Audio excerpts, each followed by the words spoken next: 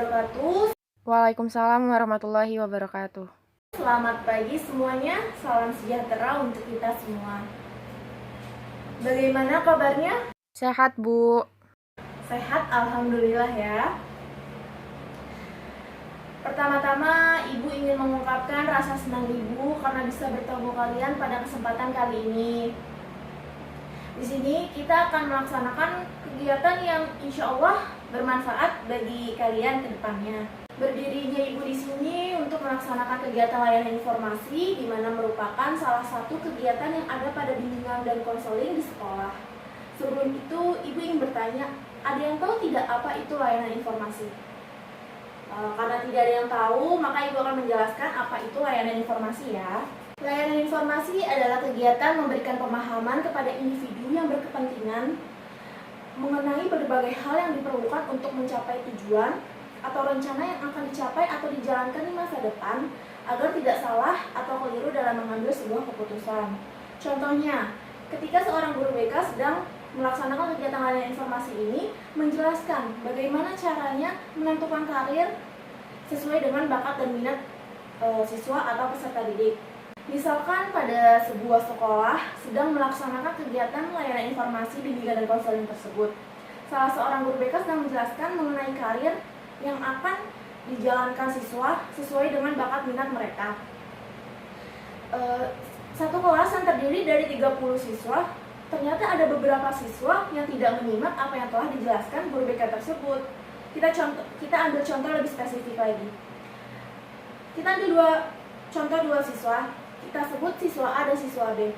Siswa A mendengar apa yang dijelaskan oleh guru BK tersebut mengenai karir yang akan dicapainya di masa depan nanti. Dia jadi tahu apa itu karir seperti apa, minatnya di mana, bakatnya di mana, pada bidang apa, dia jadi tahu. Dan ternyata siswa A memiliki ketertarikan atau memiliki bakat di bidang memasak. Ketika siswa A tersebut berpikir, wah, kayaknya saya harus mengambil atau mencoba untuk membuka sebuah restoran atau kedai menjual makanan, atau nanti bisa jadi saya bekerja di sebuah restoran tersebut sama orang lain. Yang penting saya harus bekerja sesuai passion saya, karena saya sudah mengetahui apa yang harus saya lakukan di masa depan nanti. Sedangkan siswa B, dia tidak menyimak apa yang dijelaskan oleh guru BK tersebut. Dia jadi bingung, saya harus ambil apa? Karena dari awal dia memang tidak menyimak. Dan hal ini cukup merugikan pastinya untuk siswa B ke depannya. Jadi Ibu mohon, ketika Ibu sedang memberikan layanan informasi nanti, materinya disimak dengan baik, yang insya Allah materi yang akan Ibu sampaikan nanti bermanfaat untuk kalian mengenai karir di masa depan. Di dalam kegiatan layanan bimbingan dan konseling terdapat asas, yaitu ketentuan yang harus diterapkan dalam penyelenggaraan bimbingan dan konseling. Dalam penyelenggaraan layanan informasi kali ini, Ibu mohon kalian harus terbuka dalam memberikan informasi kepada Ibu maupun dalam menerima berbagai informasi yang bermanfaat bagi pengembangan diri kalian dari luar, seperti dari media elektronik, sosial media, media cetak, dan lain sebagainya.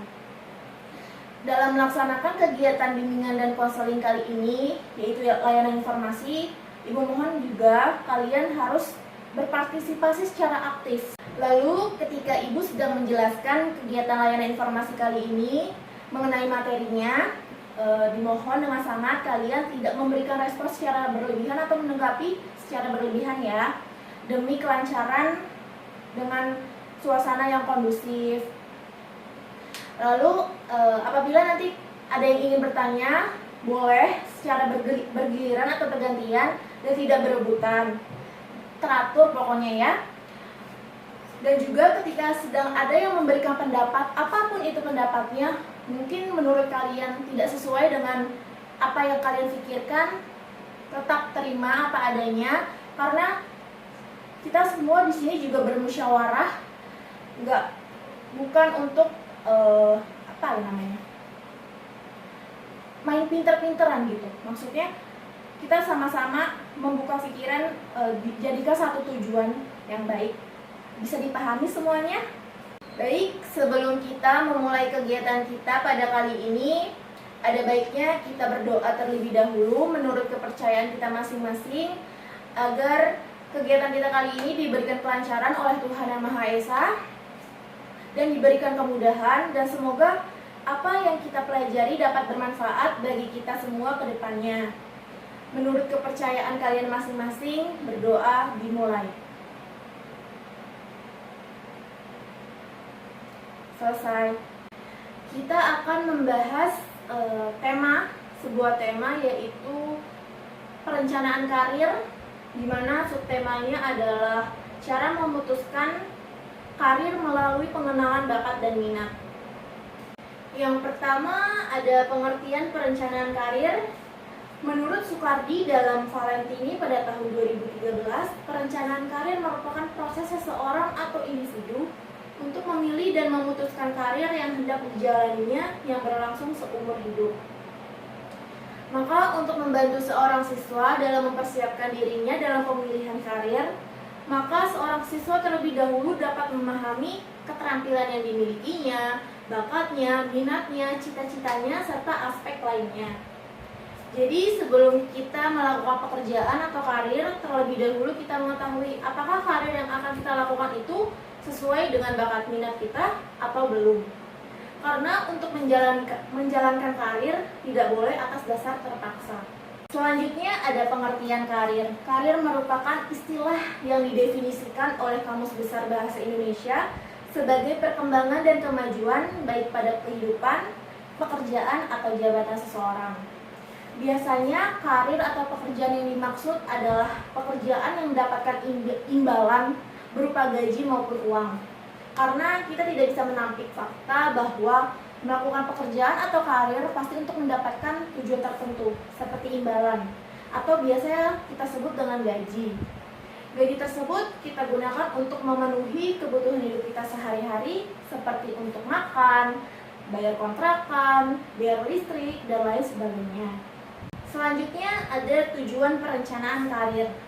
Ada 4 tujuan perencanaan karir. Yang pertama, meningkatkan kesadaran diri dan pemahaman diri. Kita harus memahami secara sadar hal yang memungkinkan seseorang untuk berpikir secara realistis terhadap dirinya sendiri untuk menerapkan perencanaan karir secara tepat. Hal ini dilakukan untuk menghindari kekecewaan apabila terjadi kesalahan dalam perencanaan sehingga hidupnya terarah secara jelas. Intinya yaitu seseorang harus memiliki landasan dalam memahami dan menerima orang lain. Lalu yang kedua ada mempersiapkan diri pada penempatan yang memadai dalam berkarir. Seseorang yang ingin bekerja perlu merencanakan dirinya secara khusus. Hal ini dapat dilakukan dengan menganalisa peta kemampuan diri, kemudian mencocokkannya dengan persyaratan pekerjaan yang ada seperti yang diajukan oleh perusahaan atau kantor atau restoran, maskapai, dan lain sebagainya sesuai dengan masing-masing pilihan individu tersebut. Hal ini penting karena berkaitan dengan energi yang kalian keluarkan berikut dengan akan hasil yang kalian dapatkan. Pendekatan seperti ini pun akan membantu seseorang atau individu menemukan karir dan akan cukup siap menerima karir tersebut di masa depan. Yang ketiga, ada mencapai kepuasan pribadi.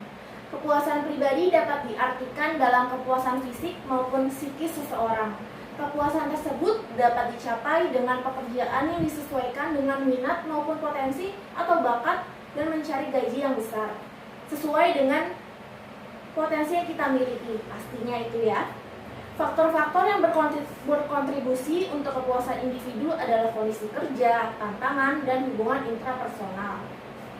Selanjutnya yang keempat, mengefisienkan waktu dan usaha yang dilakukan dalam berkarir. Tujuan lainnya perencanaan karir adalah untuk mementingkan individu secara sistematis memilih karir.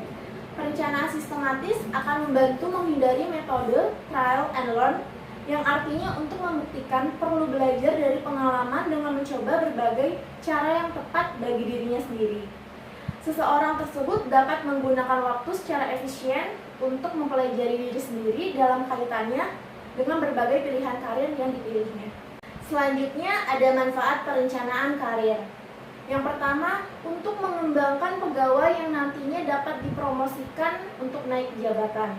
Maksudnya adalah di mana hal ini ketika seorang pegawai yang memiliki perencanaan karir yang matang, jelas, dan tertata atau teratur, memiliki potensi lebih besar dalam mendapatkan promosi kenaikan jabatan.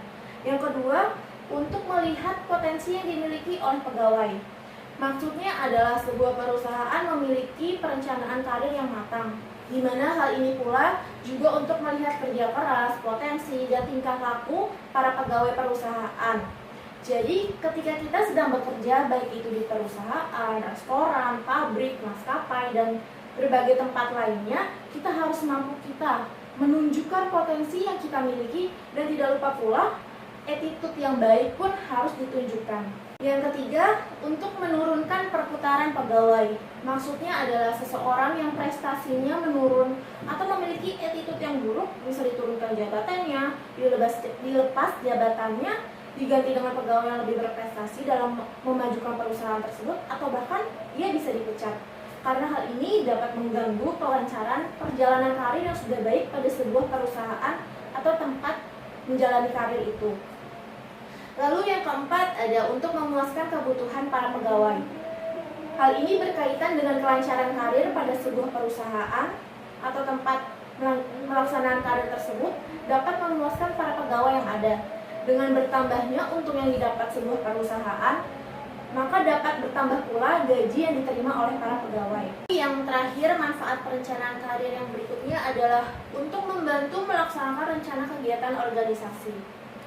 Organisasi yang ada pun jadi berjalan dengan baik apabila dari poin 1 dan poin 4 manfaat karir yang telah saya jelaskan tadi berjalan dengan baik sebagaimana mestinya dilakukan oleh sebuah perusahaan dan tempat bekerja lainnya.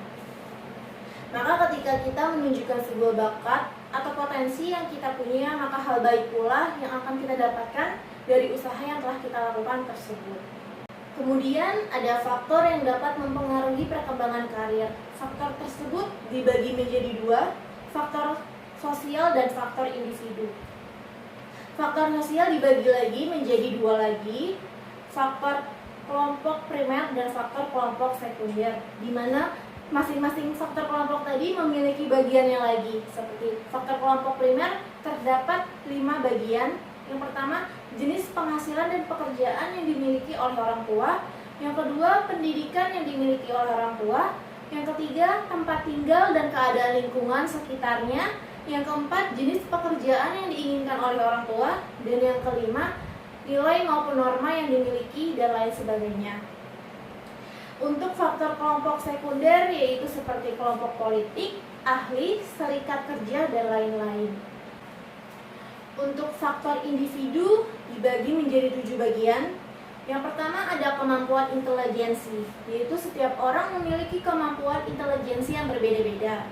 Orang yang memiliki intelijensi yang baik atau tinggi akan lebih cepat dalam memecahkan masalah daripada orang memiliki intelijensi yang tidak tinggi. Yang kedua ada minat. Minat merupakan perangkat mental yang dimiliki oleh seseorang seperti prasangka dan perasaan.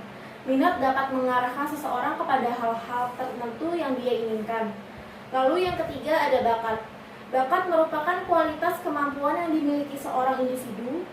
Bakat dapat berkembang dan memungkinkan individu yang memiliki bakat tersebut dapat lebih cepat memecahkan masalahnya. Akan tetapi bukan berarti orang yang tidak memiliki bakat tidak bisa lebih baik dari orang yang berbakat.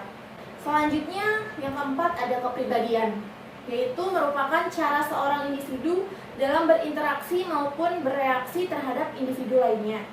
Yang kelima sikap, merupakan perilaku yang dimiliki seseorang individu untuk melakukan tindakan tertentu.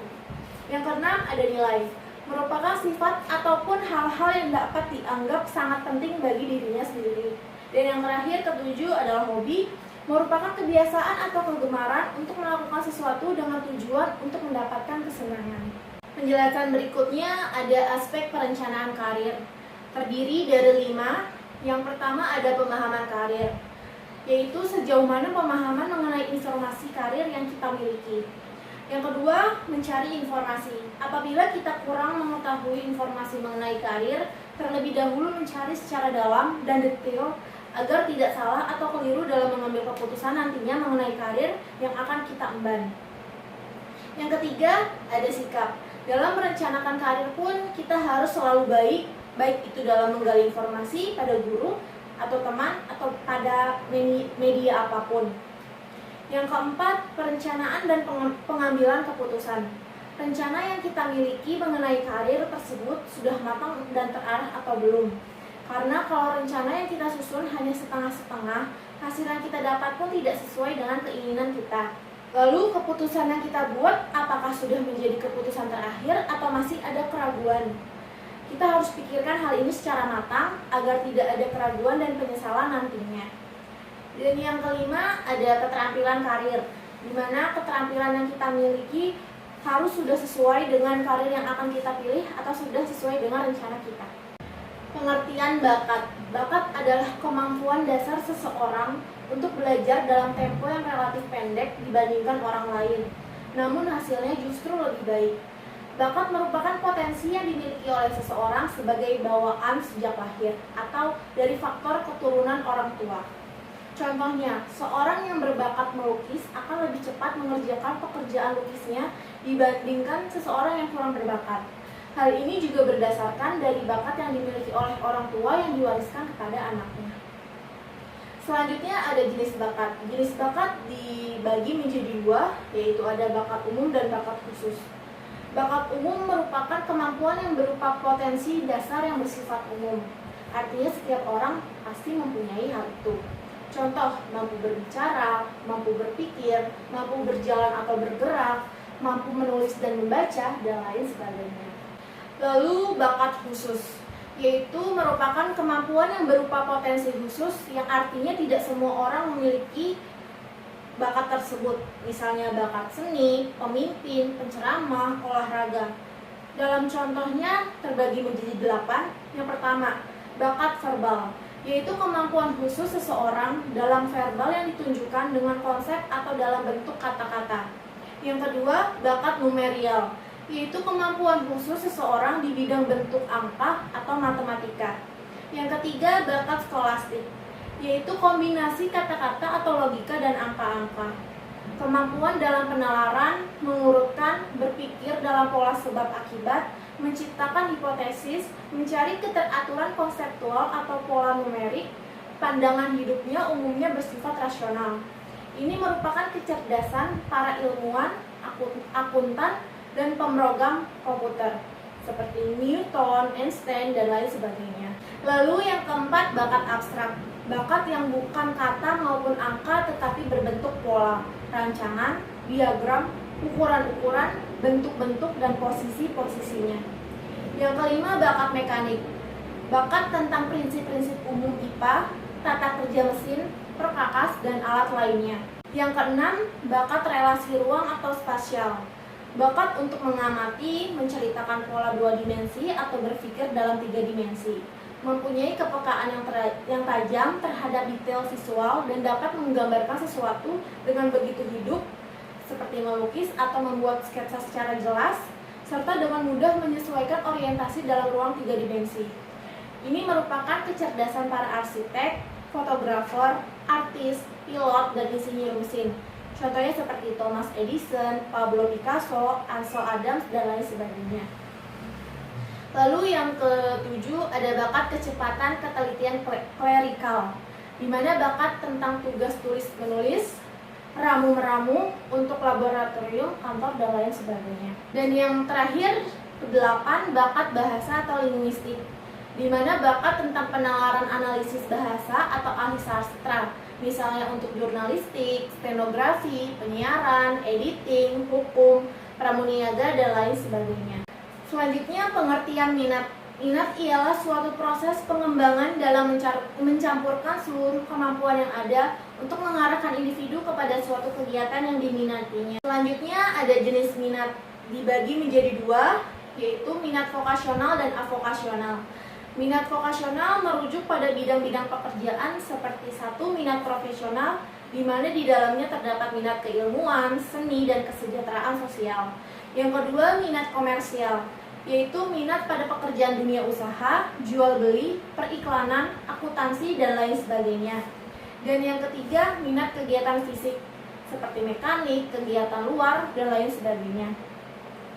Minat avokasional, yaitu minat untuk memperoleh kepuasan atau hobi, misalnya petualangan, hiburan, apresiasi, ketelitian, dan lain sebagainya. Kemudian persamaan bakat dan minat. Persamaan di antara bakat dan minat ini yaitu perlu adanya pengembangan melalui belajar agar kemampuan dan keinginan yang ada dapat menjadi suatu kenyataan. Jadi tidak hanya sebatas kemampuan dan keinginan saja, melainkan adanya kemajuan atau bentuk nyata dari apa yang dimiliki dan apa yang diminati. Jika hal tersebut diasah, maka akan menjadi sesuatu yang bermanfaat sekali untuk diri sendiri maupun untuk lingkungan. Namun apabila tidak diasah, maka hanya menjadi bakat dan minat yang terpendam saja. Tidak akan membuahkan hasil yang lebih dari hanya sekedar kemampuan atau keinginan saja. Jadi yang perlu kita ketahui, bakat juga harus disertai dengan minat. Kenapa begitu? Karena ada pun bakat yang luar biasa yang kita miliki, namun minat kita sangat minim terhadap hal tersebut, maka untuk pengembangannya akan menjadi sulit. Sesungguhnya seseorang itu menyukai hal-hal yang dianggapnya menarik, dan ia akan sangat menikmati untuk lebih mewujudkan apa yang ia sukai itu. Contohnya, Cita sangat suka menulis. Ia mempunyai bakat dan minatnya besar ke arah menulis tersebut. Ia berlatih terus-menerus dan mencari pengetahuan bagaimana cara menulis yang baik dan benar. Terbukti dari beberapa cerpen dan puisi yang dibuatnya sangat menarik untuk dibaca. Dan Cita mempunyai adik yang memiliki minat sama seperti dirinya, yaitu menulis. Tetapi hanya sekedar suka. Minat adik Cita ini untuk lebih mengembangkan kemampuan menulisnya tuh tidak terlalu besar. Dan adiknya Cita lebih suka untuk mengembangkan minat yang ia sukai seperti berolahraga. Selanjutnya ada perbedaan bakat dan minat. Bakat yang pertama inherent atau sifatnya permanen. Hal ini berarti bahwa bakat itu bersifat permanen yang ada pada diri seseorang, yang keadaannya berasal dari gen atau keturunan. Namun, jika bakat tidak diasah, bakat tersebut tidak dapat berkembang atau bahkan dapat menghilang dari diri seseorang. Yang kedua, natural, memiliki makna alamiah. Di sini berarti bakat muncul di dalam diri seseorang secara alamiah, walaupun memang bakat ada karena gen dari orang tua, lingkungan dan diasah, namun kemunculan bakat itu sendiri terjadi secara alami. Yang ketiga, lepas dari aspek suka atau tidak suka.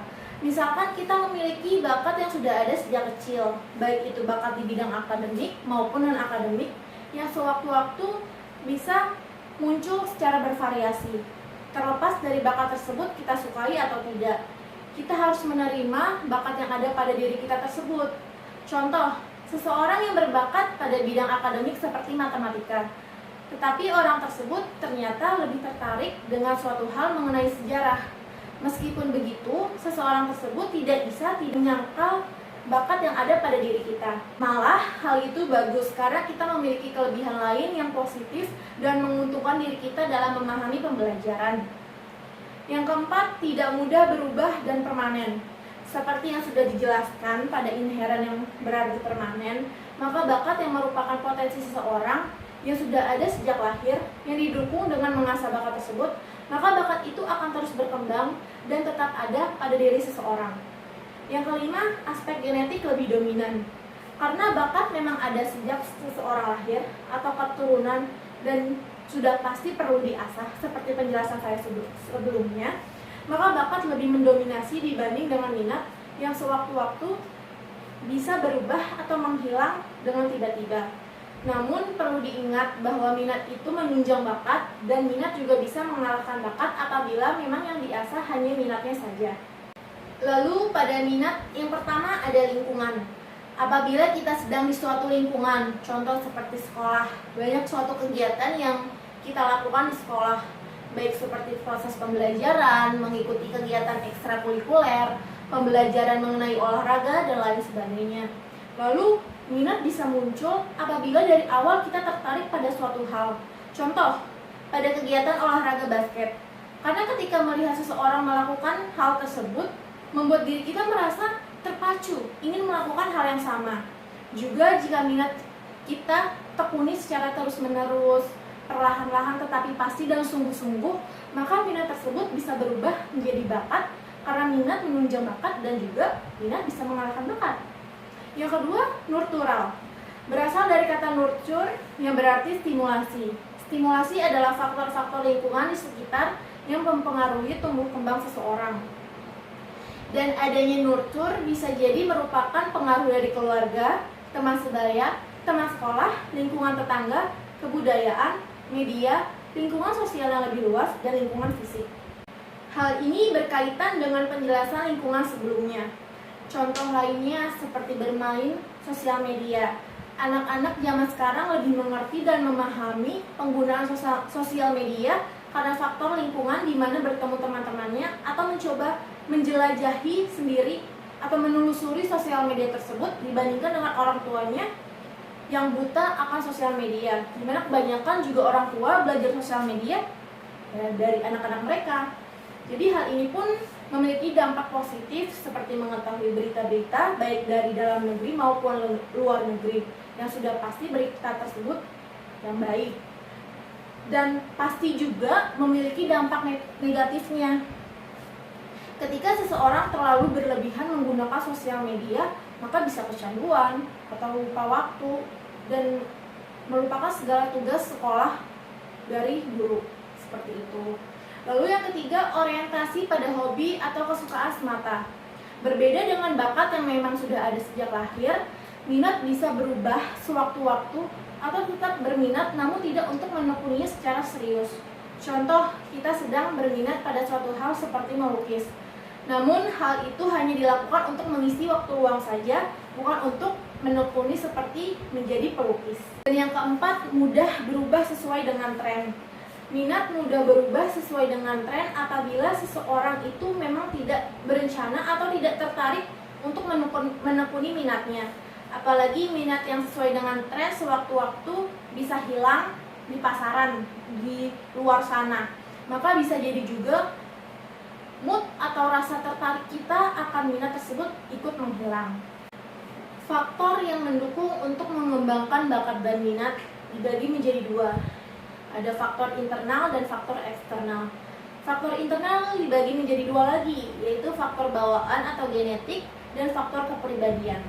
Faktor bawaan atau genetik merupakan faktor yang mendukung perkembangan individu dalam minat dan bakat sebagai totalitas karakteristik individu yang diwariskan orang tua kepada anak dalam segala potensi melalui fisik maupun psikis yang dimiliki seseorang tersebut sebagai pewarisan dari orang tuanya. Yang kedua, faktor kepribadian, yaitu keadaan psikologis di mana perkembangan potensi seseorang tergantung pada diri dan emosi orang itu sendiri. Hal ini akan membantu dalam membentuk konsep serta optimis dan percaya diri dalam mengembangkan minat dan bakatnya. Faktor eksternal yaitu ada faktor lingkungan. Faktor lingkungan merupakan olahan dari berbagai hal untuk mendukung pengembangan minat dan bakat anak. Faktor lingkungan terbagi dari atas 3, yaitu lingkungan yang pertama lingkungan keluarga. Lingkungan keluarga merupakan tempat latihan atau belajar dan tempat anak memperoleh pengalaman, karena keluarga merupakan lingkungan pertama dan paling penting bagi seorang anak. Lalu lingkungan sekolah, suatu lingkungan yang dapat mempengaruhi proses belajar mengajar kondusif yang bersifat formal. Lingkungan ini sangat berpengaruh bagi pengembangan minat dan bakat karena di lingkungan ini minat dan bakat anak dikembangkan secara intensif. Lalu yang ketiga, lingkungan sosial, suatu lingkungan yang berhubungan dengan kehidupan masyarakat. Di lingkungan ini anak akan mengaktualisasikan minat dan bakatnya kepada masyarakat luas. Dan penjelasan materi yang terakhir ada cara mengembangkan bakat dan minat. Yang pertama, perlu keberanian. Keberanian membuat kita mampu menghadapi tantangan atau hambatan baik yang bersifat fisik dan psikis maupun kendala-kendala sosial atau yang lainnya. Keberanian akan memampukan kita melihat jalan keluar berhadapan dengan berbagai kendala yang ada, dan bukan sebaliknya, membuat kita takut dan melarikan diri secara tidak bertanggung jawab. Lalu yang kedua, perlu didukung latihan. Latihan adalah kunci dari sebuah keberhasilan. Latihan di sini bukan saja dari segi kuantitasnya, tetapi juga dari segi motivasi yang menggerakkan setiap usaha yang terlihat secara fisik. Lalu yang ketiga, perlu didukung lingkungan. Lingkungan di sini tentu dalam arti yang sangat luas, termasuk manusia, fasilitas, biaya, dan kondisi sosial lainnya yang turut berperan dalam usaha pengembangan bakat dan minat. Lalu yang keempat, perlu memahami hambatan-hambatan pengembangan bakat dan cara mengatasinya. Di sini sekali lagi kita perlu mengidentifikasi dengan baik kendala-kendala yang ada. Kita kategorikan mana yang mudah diatasi dan mana yang sulit. Kemudian mulai kita pikirkan jalan keluarnya seperti apa. Sekian materi yang bisa Ibu sampaikan. Bila ada yang tidak dimengerti bisa ditanyakan kepada Ibu. Ibu, saya ingin bertanya. Ya, silahkan, mau tanya apa? Sebelumnya, nama saya Nisrina Mufidah Sofa. Saya ingin bertanya, gimana sih caranya agar kita tetap puas dalam bekerja walaupun posisi yang kita dapat itu nggak sesuai sama passion, bakat, minat, atau bidang yang kita mau. Nah, gimana sih Bu caranya biar kita bisa nerima dan ikhlas dalam ngejalanin pekerjaan itu? Terima kasih Bu. Baik, pertanyaannya Ibu tampung terlebih dahulu ya. Baik, Ibu akan menjawab tadi pertanyaan dari Nisrina Mufidah Sofa. Katanya bagaimana caranya agar kita tetap puas dalam bekerja walaupun posisi yang kita dapatkan tidak sesuai dengan passion, bakat, minat, atau bahkan bidang yang kita inginkan, agar kita bisa menerima dan ikhlas dalam menjalankan karir tersebut atau pekerjaan itu. Langkah awal yang harus kamu lakukan adalah tetap berpikir secara positif. Pola pikir positif tentang pekerjaan kamu akan sangat membantu untuk bertahan dalam pekerjaan yang tidak sesuai. Selain itu, daripada fokus terhadap ketidaksukaan terhadap pekerjaanmu tadi, cobalah untuk fokus ke hal positif lain yang kamu dapat karena bekerja di bidang tersebut. Misalnya, rekan kerja yang suportif, pencapaianmu selama ini, atau gaji yang lumayan besar. Kalau tidak, coba lakukan hobi atau passion yang kalian miliki itu di luar pekerjaan. Misalkan punya hobi gemar berolahraga, berkuliner, ataupun bermain musik. Bisa dilakukan di waktu weekend atau akhir pekan, waktu senggang, untuk menyeimbangkan ketidaksenangan dengan pekerjaan yang sedang kalian jalani. Atau bisa dikatakan selingi hobi atau passion kita di berbagai kesempatan yang kita punya pada hari libur bekerja tadi. Jadi kita tetap melakukan passion kita meskipun bukan tujuan utama. Begitu kira-kira. Apakah sudah mengerti? Baik Bu, sudah mengerti. Terima kasih. Baik, karena sudah tidak ada lagi yang ingin bertanya, Ibu akan menjelaskan kembali atau mengulas kembali materi yang telah kita pelajari tadi. Intinya dalam merencanakan karir yang akan kita emban nantinya di masa depan, kita harus bersungguh-sungguh dalam menjalankannya. Keputusan yang akan kita ambil nantinya dalam rencana karir itu harus sudah keputusan bulat, tidak bisa diganggu-gugat atau udah kita pikirkan secara matang-matang agar kita tidak menyesal nantinya di depan. Setiap orang yang melakukan suatu hal yang baik, pasti hal yang didapatkan pun baik. Feedback yang kalian dapatkan atau hal yang kalian terima pun pasti sudah baik. Tentu itu sudah pasti. Asal kita ikhlas dan ridho dalam menjalankannya. Karena hasil tidak akan mengkhianati sebuah usaha. Jadi tadi kita sudah membahas ya semua mengenai perencanaan karir melalui pengenalan bakat dan minat, di mana sudah dijelaskan secara rinci apa itu bakat dan minat, jenis-jenisnya, serta persamaan dan perbedaan dari bakat dan minat. Hal yang sudah Ibu paparkan tadi banyak yang bisa kita petik dan pelajari agar tidak salah dalam merencanakan karir ke depannya. Sebelum kita mengakhiri kegiatan kita kali ini, kalian mengisi lembar jawaban ini yang akan Ibu bagikan ya. Diisi dengan jujur dan tidak usah terburu-buru karena masih ada waktu agar Ibu mengetahui apakah kalian sudah mengerti atau belum dengan materi yang telah Ibu jelaskan tadi. Nih ya, Ibu kasih. Baik, karena semua sudah selesai mengisi lembar jawaban ini dan waktu yang sudah habis dan kegiatan pun sudah selesai, maka kita tutup kegiatan layanan informasi kali ini dengan mengucapkan Alhamdulillahirabbil alamin. Ibu senang dan bersyukur karena kalian menyimak dengan baik kegiatan kita pada kali ini. Sebelum benar-benar mengakhiri kegiatan kita kali ini, sebaiknya berdoa dengan agama dan kepercayaan masing-masing. Berdoa dimulai. Amin, amin ya rabbal alamin. Baik, terima kasih semuanya. Wabillahi taufiq wal hidayah. Wassalamualaikum warahmatullahi wabarakatuh.